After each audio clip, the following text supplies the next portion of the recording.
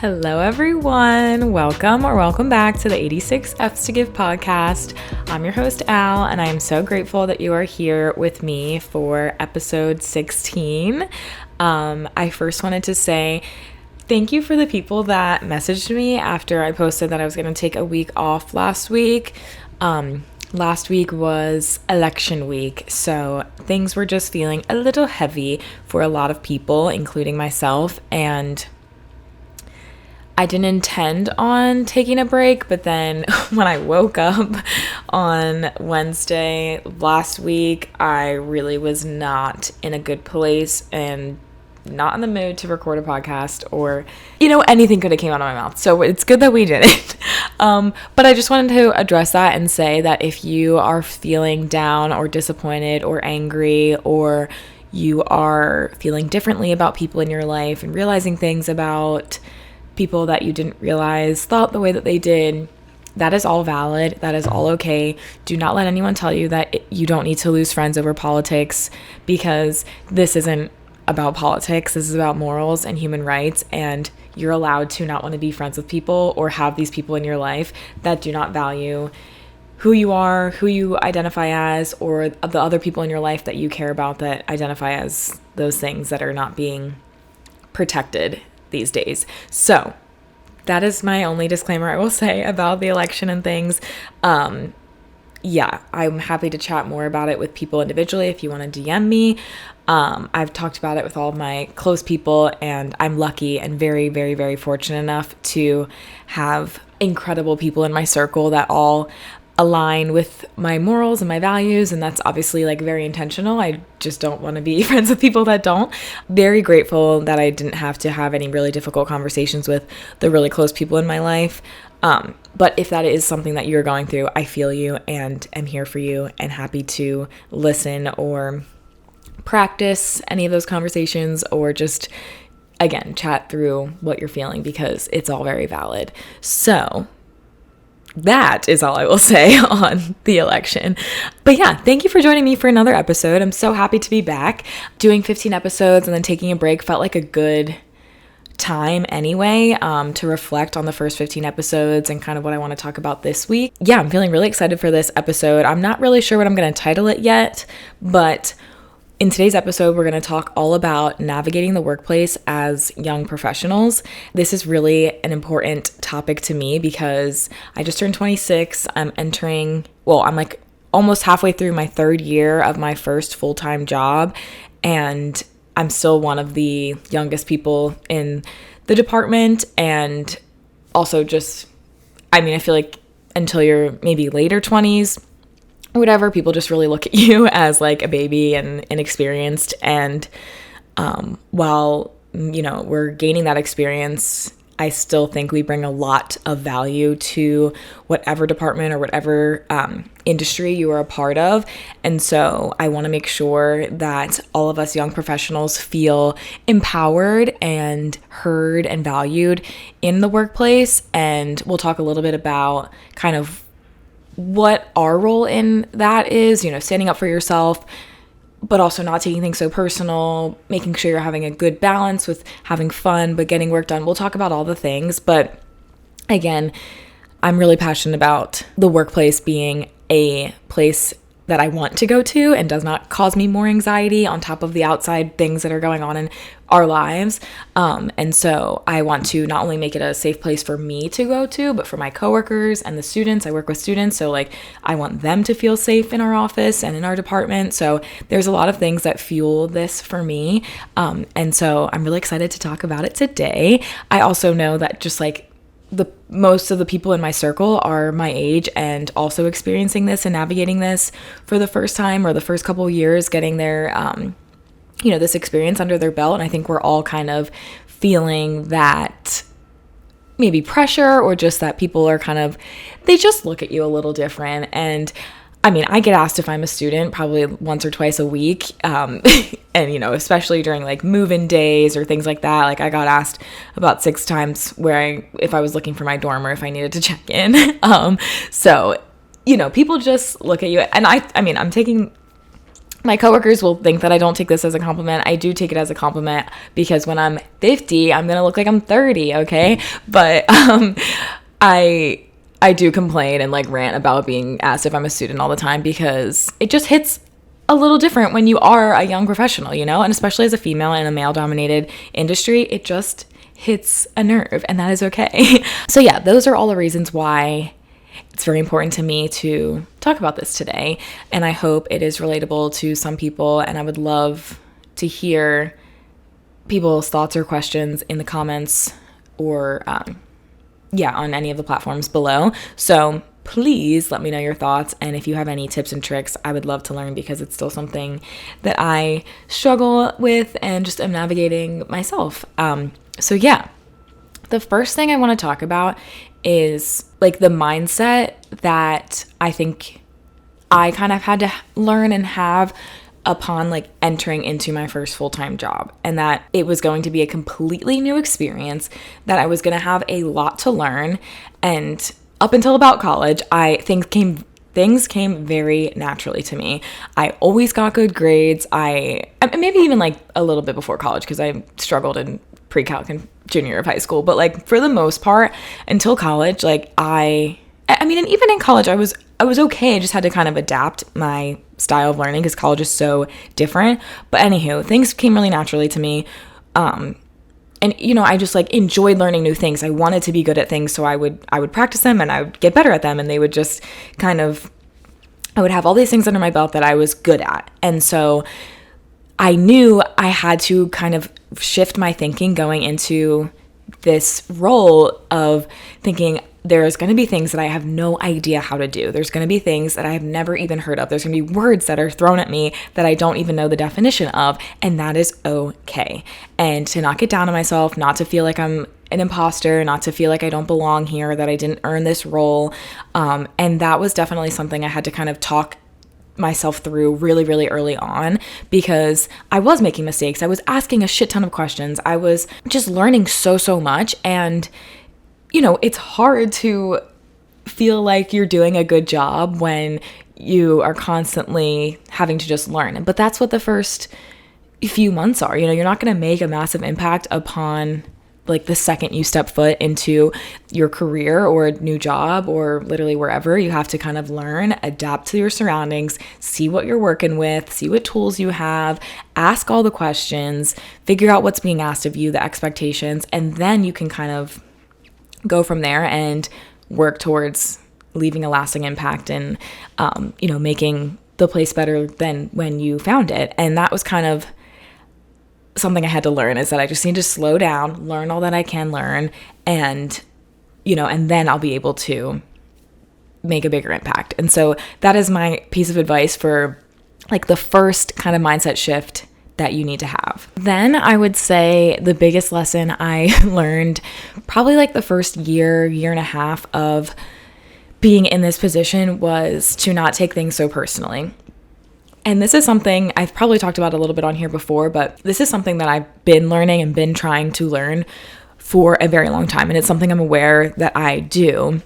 But I try to kind of look at it as, you know, when I take things personally, it's because I care, and it's because I want to do a good job, and I care a lot, right? Like I just care about the product that I'm putting forth. I care about the people that I work with. I care about, and maybe too much, but I care about what people think of me as an employee, and like in the way of like, I want them to think I'm valuable, not like I care if they like me, but like I mean, I do, but like if there's people that don't, that's okay, as long as like my boss and like my immediate coworkers think that I'm a valuable asset to the department, that is enough for me. And I just care. And that is probably one of my favorite things about myself, is how much I care about the things I care about and the people that I care about.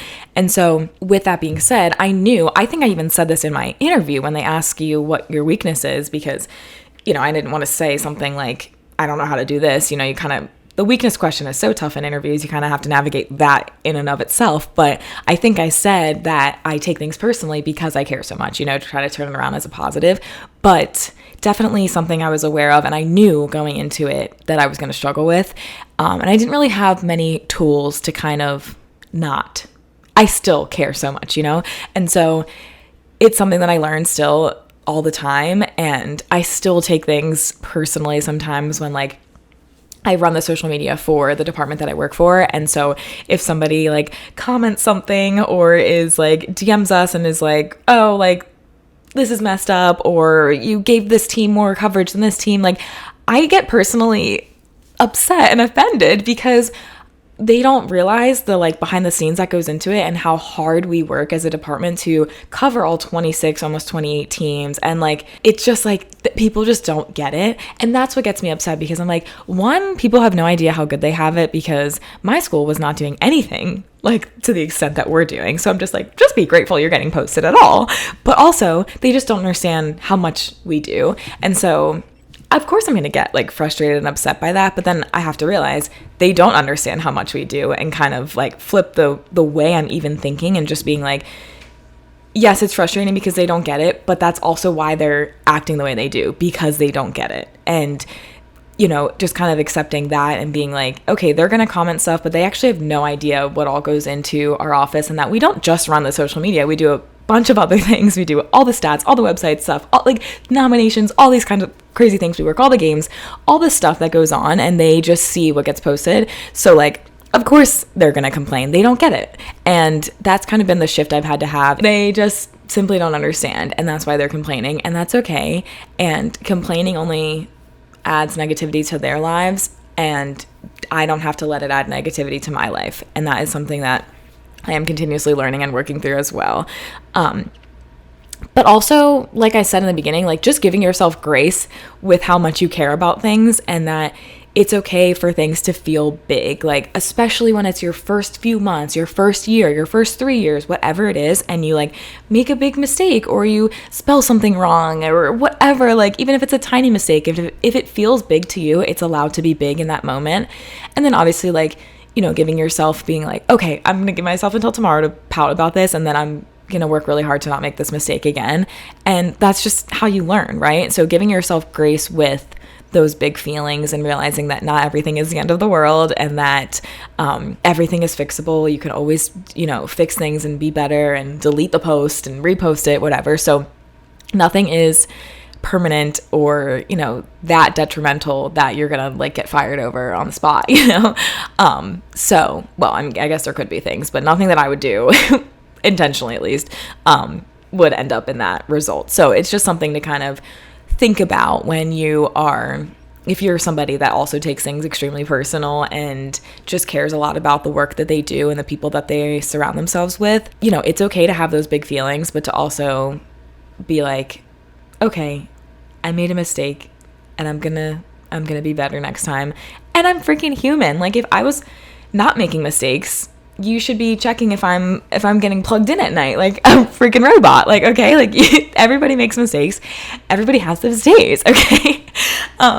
So yeah, that is kind of another piece that I really had to learn early on, and I'm still learning. I think I'm way better at it now. I think another piece of this too, actually, I'm just realizing that I didn't kind of pre-write down. I always have little notes, but this is something that just popped into my head, is that feedback is also really hard to not take personally. And I mean from like your bosses and your coworkers. So like maybe not necessarily like the outside, you know, the parents or the student athletes or fans, whatever, saying stuff like, because they really don't get it. But when your boss gives you feedback on something you can work on, or your coworker says, hey, you've been doing this mistake kind of a couple times, I was going to see if you were going to fix it, but I haven't noticed it getting fixed, so just wanted to let you know. You know, that hits a little harder, because like those people do get it. And so I do sometimes even take that a little more to heart than the outside stuff, because it is easier to brush off when a parent is like just being annoying that their kid isn't getting posted or whatever. But when your boss is like, hey, I need you to be better in this area, you know, that hits harder. And, you know, on one hand, you want to be grateful that they're giving you the feedback, because that means they care and they want you to be the best version of yourself and the best employee and to do the best job that you can do.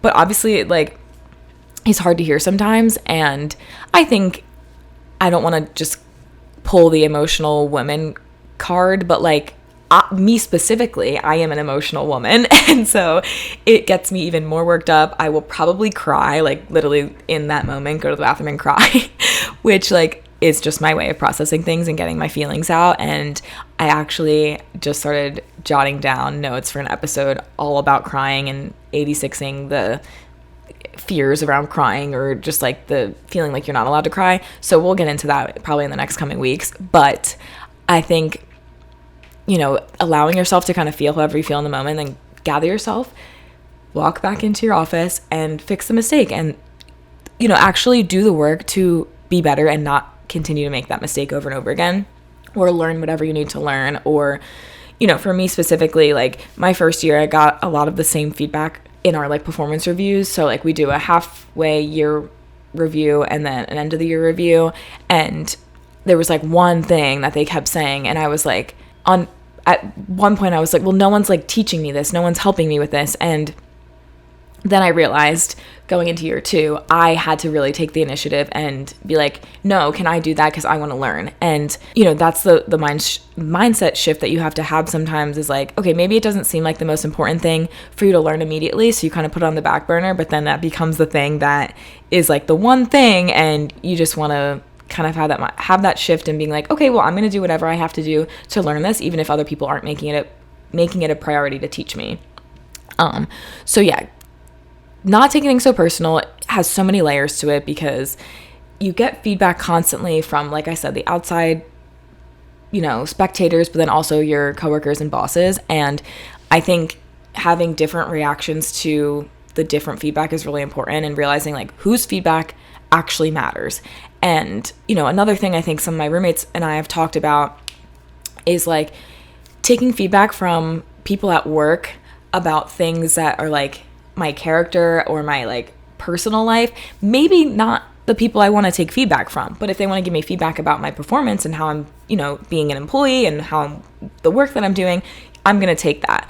And then same on the other hand, like my friends giving me feedback about the things I do at work, like maybe isn't aligned or making much sense. So I don't need to actually really react to that. But if they're giving me feedback about my character and how I am as a friend, like I want to hear that, So kind of realizing whose opinions are important to you and what are they important about, because you don't have to just think, oh, they're my boss, so I have to listen to everything they say about everything, And so, or same with like your friends, like they don't have to have an opinion about my work or whatever. Like they don't see me at work. They don't really even maybe understand what I do. So I'm going to kind of value people's opinions differently. I think that all made sense. I kind of rambled on about the not taking things so personally, but it's just something that I've been working through and have kind of learned what works for me. So those are kind of different ways that I've navigated that. And moral of the story, it is okay to feel big things.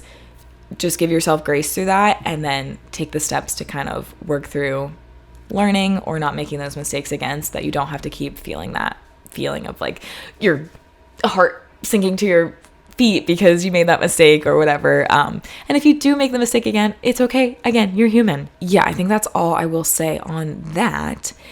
And then another thing that has been a big topic of conversation amongst other young professionals and myself is just, are we allowed to have fun at work, and will that deter people from looking at us as professionals, or just like looking at us differently? Because of course, on one hand, we don't want to like give people a reason to be like, oh yeah, that's just like the millennials or Gen Z. I don't know generations. What are we? Gen Z, Gen X, whatever. We don't want people to just be like, oh yeah, those kids, like they just have so much fun at work and never want to do any work, or they don't want to work hard. They just are always laughing and having fun, blah, blah, blah, blah. Like, obviously we don't want people to think that about us, but I am somebody that like laughter gets me through the freaking day sometimes. Like shooting the shit with my coworkers and just like taking a step back from the computer and just like having a giggle and then locking back in literally like revives me sometimes. And I think it's really important to realize what that is that kind of gets you through the day, whether it's laughter, whether it's getting up and going on a walk, whether it's like going to have a snack, a sweet treat, checking on another coworker, whatever it may be. Realizing that is like, I think why I'm saying this is because like older generations, like they just like go to work from 9 to 5, 8 to 5 or whatever, and just like sit and grind for that whole time. Like I feel like, and maybe I'm like making this up, like I don't know, but I'm obviously not like there and wasn't like watching like my dad or whoever like go to work, but like that is how I envision they think that you just like go to work and like obviously you go to work and you do your work, right? Like, but I mean like people are thinking that you just like go, are a robot the whole time, like don't talk to anyone, like barely interact with people, don't have conversations outside of the like work thing, and then like you just leave and go home. And like that is not how I want to interact with my coworkers. And I think it's like getting better, but I just know that like not all, I can only speak for like athletic departments because that's what I work in, but not all athletic departments at all the schools are like that. Both of my previous roommates work in athletics departments, and like I would tell them about all the things we do, monthly happy hours, play staff hoops every week, staff holiday parties. Like I go out with my coworkers, I hang out with them, like we're friends and things like that. And so like I genuinely like care about them. I know about their kids know me. Like there is a high level of emphasis on like seeing people as real people first, and then also realizing that we're here to get a job done. And it's not like that everywhere. And so I really value that, and I think that that's really important. And I could be so off with like the older generations just thinking like blah, blah, blah, blah, blah. But like that's how I see it in my head. I don't know where I got that from, but like that's just what I envision, like a bunch of like old white men just like sitting in cubicles like not speaking a single word, and then they just go home and like do it all over again all week long. Like that is what is playing in my head right now of like what people think back in the day like work was like.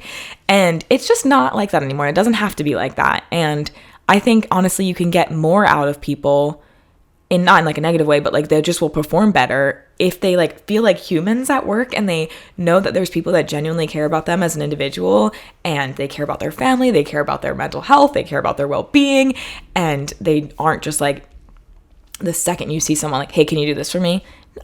Let's throw in a, hey, how are ya? How you doing today? Ask people how their kids are doing. How was your weekend? Literally, like, let's just humanize everyone a little bit and then go about our day and say, oh, actually, could you do this for me? You know? And so I think that's really important. And I say all that to say that I think us young professionals are kind of going into the workplace like with that energy and kind of bringing that like, let's have fun while we get shit done mindset. And that is okay. And I don't think we should be feared. We should fear that other people, maybe the older people that we work with, are going to look at us like we're kids and that we're just here to have fun and we don't want to work hard. Like, I think I get spoiled maybe a little bit because I work in athletics. So like sports is fun. Obviously going to the sporting events is fun. We work with the student athletes. We get to have cool relationships with them and, you know, inspire them, and they want to do what we do one day and, you know, train them and, you know, all these things. So I guess maybe I probably have it a little bit easier of an environment to like have fun in because I work in sports. But it's stressful at times too. And I think there's a lot at stake, and we, from the top down, want to run a tight ship. And so there's a lot of expectations to uphold. And so, yes, I'm in an environment that allows me to have fun naturally, but there's still things that need to be taken care of and need you to buckle down sometimes. And of course, I will buckle down. But like, I'm also going to take a 10-minute break and go giggle with my coworker down the hall for a second, and then I'm going to come back and buckle down again. Like, and maybe that's like the ADHD talking. Like, I don't know. I know us young professionals, our attention spans are just out the door these days. But I think it's important to know our limits and know our strengths and know our weaknesses, or our growth opportunities, and you know, use those to our advantage. So rather than like staring at my computer and like typing one word and then being like, and typing another word, like maybe it's time to go take a break. Or my boss even bought me fidget spinners 2 years ago for my birthday. And now I sit there and I fidget while I do my work. And like, it helps me lock in so much because I have something to like also preoccupy that like fidget need in me.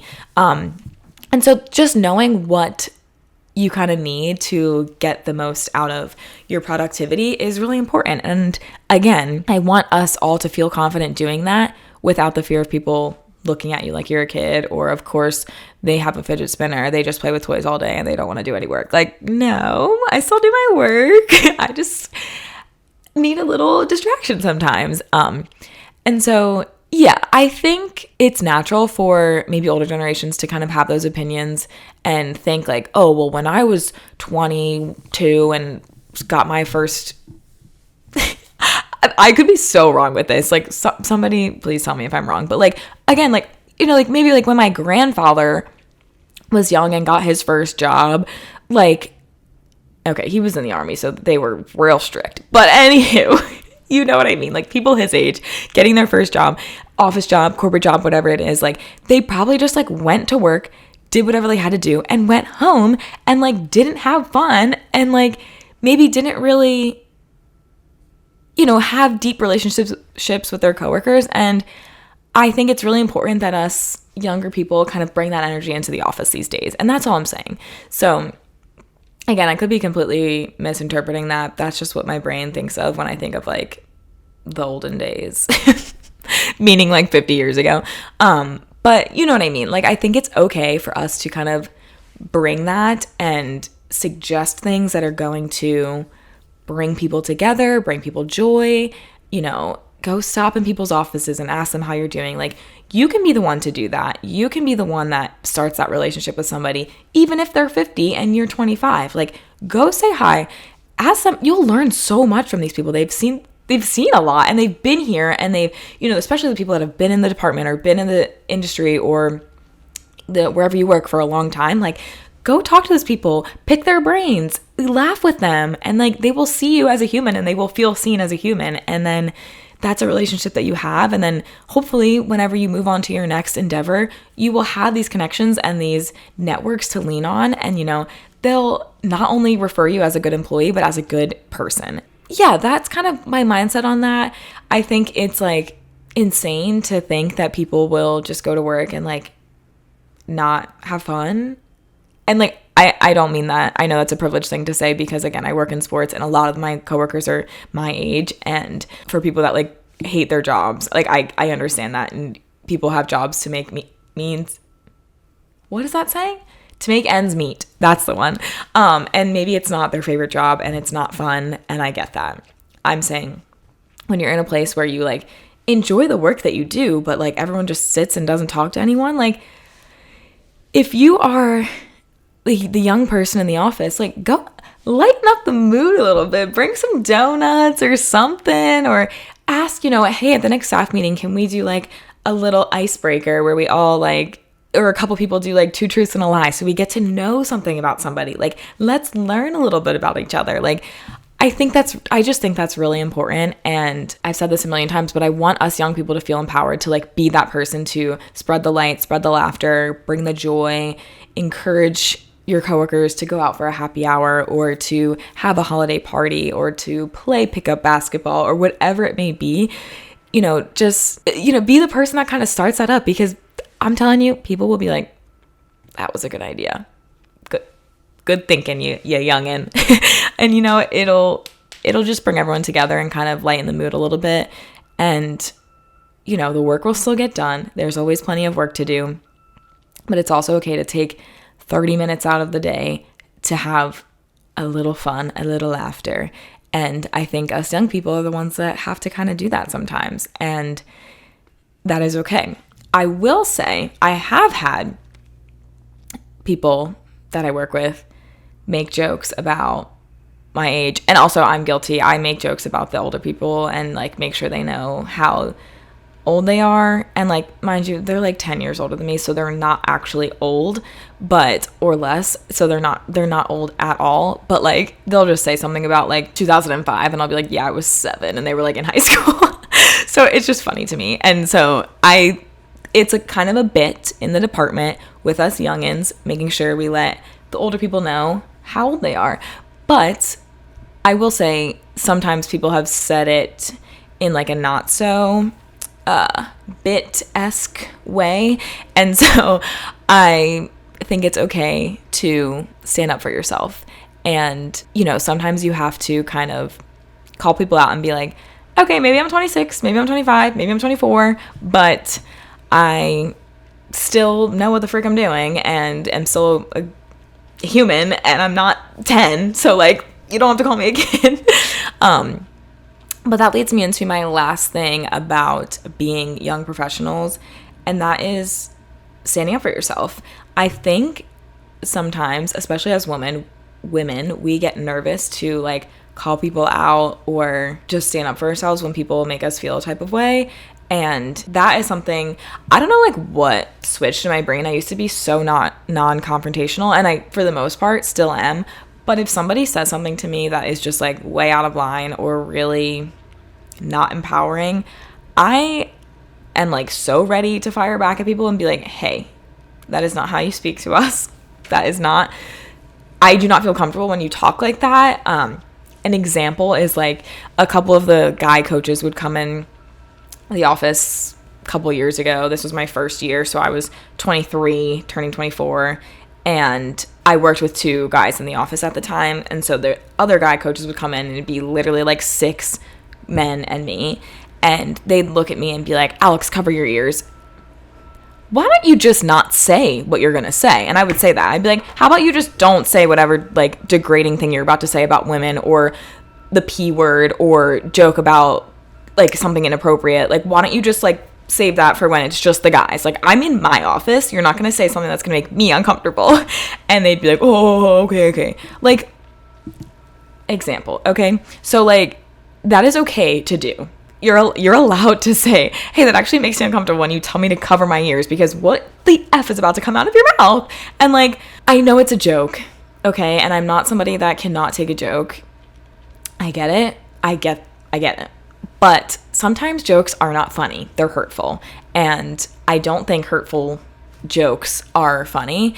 And so I'm going to call them out. And I'm going to call out microaggressions. I'm going to call out insults. You know, I'm going to stand up for myself. And I think that is okay to do. You are not going to get fired for standing up for yourself.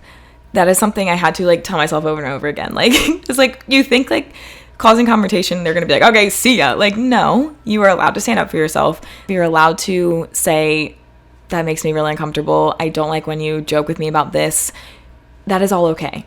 And especially as females, I think it's really important, because it not only protects you from feeling uncomfortable, but it helps them understand for the next female that they work with, or the next time they have a young professional in the office with them, like, okay, this group of people are not going to let this shit fly, because, you know, I would say, well, I thought our generation was really going in the right direction, but they sure went right. Okay, they sure went right.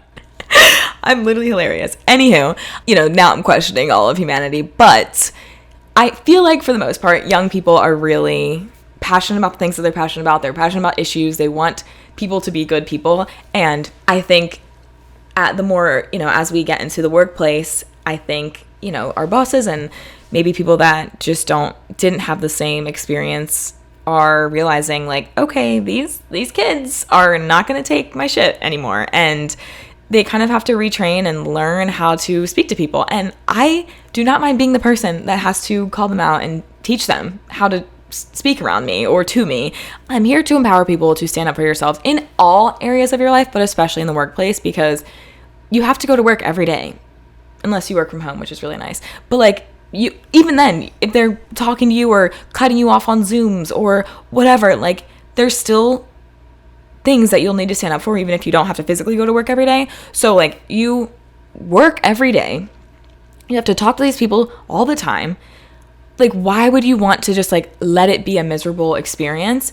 And at some point, if you don't stand up for yourself, it's on you now, because they can't read your minds. They don't know how they're making you feel. They think you think it's funny, probably.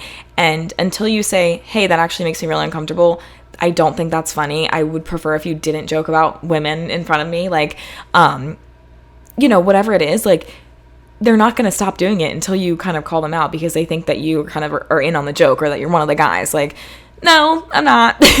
And so I say all that to empower you to be that person that kind of teaches people how to treat you. I think another thing that happens a lot is when you ask for help and people just like do it for you. They don't you ask for help with a task and they just come over and like click your screen for you and like get you to where you need to be, or they just do it for you and they don't explain or teach you how to do whatever you're asking for help with. So many times I've had to be like, no, this is my computer. Can you like speak out loud what I need to do so I can physically do it, because that's how I learn best? Or can you stand here and watch me plug in all these wires to make sure I'm doing it in the right way, not just do it for me. Like, I want to learn, I want to improve, but I'm not going to learn that way if you just keep doing things for me and not teaching me how to do them. And like, I can't tell you how many times I had to do that, especially my first year. And to be fair, my first year in my job now was also like my boss's first time being a boss. So like, we were all learning together. And so it was a little rough at times, but we figured it out, and now we're tight. And so I think it's cool to actually reflect on our relationship and see like how much work we both put in to like get to where we are now, because we always joke that like, I think we both like hated each other. Truly, neither of us did. We just were not communicating well with each other, and we figured it out now. And so if you're somebody that has a boss that does not know how to communicate with you, it is okay to explain to them how you like to be given feedback, how you like to be communicated with. Whatever the feedback that you want to give them on how to make this a better experience for you, you're allowed to give that to them. And there's a time and a place, right? You don't need to like snap back at them immediately. I have done that before and it does not work well. I then shut down. Whoever you're kind of calling out shuts down, and then it's just like not productive. So maybe let the scene play out, wait until it's just you two, ask if you can have a meeting with just you two and say, hey, remember this the other day? It was kind of awkward and like I asked for help and you just kind of did it for me. Like, I would really appreciate if you would actually just like help me, talk me through the process, stand there and watch me do it, whatever it is. Like, explain to them in a calmer setting where you're not all worked up and still feeling those feelings, because then they're also in a better space to hear it too. And like, it'll be a much more productive conversation. Standing up for yourself is really important, but there is a time and a place. And if it's something that makes you extremely uncomfortable, call them out in the moment. Like, if they're joking about women or they're saying something really inappropriate about whoever, whatever, like, you're allowed to call them out and be like, that's a microaggression. That's really rude. That's effed up. Like, call them out. That is okay to do. But if it's something like, okay, I really just wish he would have like, or they would have, showed me how to do this or said this and said it like that, maybe take them aside at a later date and say, the other day, this kind of upset me. Could we maybe try this next time? And then everyone's like, okay, yeah, I will work to be better. Thank you for expressing that to me. And I just think those conversations are really important to have, because not everyone is going to understand how you are and why you are the way you are and what ticks you off until they learn that. And so you kind of have to be the one to teach people how to treat you. And that's in all areas of your life.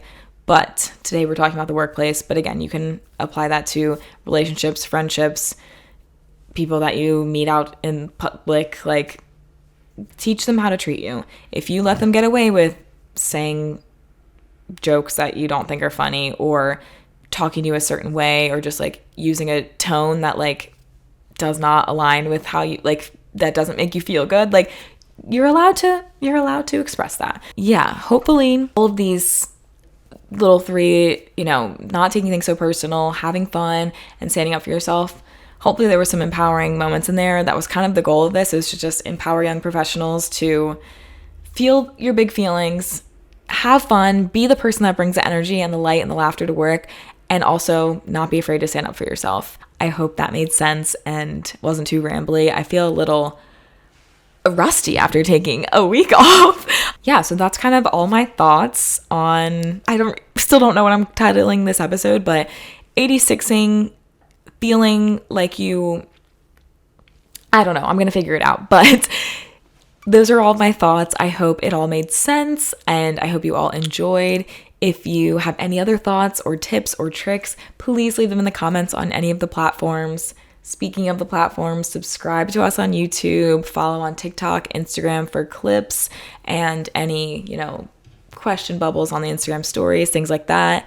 I would love to hear your thoughts and just hear from you in general. Thank you guys so much for listening to another episode of 86 F's to Give. If no one's told you recently, I love you, I'm proud of you, and you are crushing it. I love you guys. See you next week. Bye.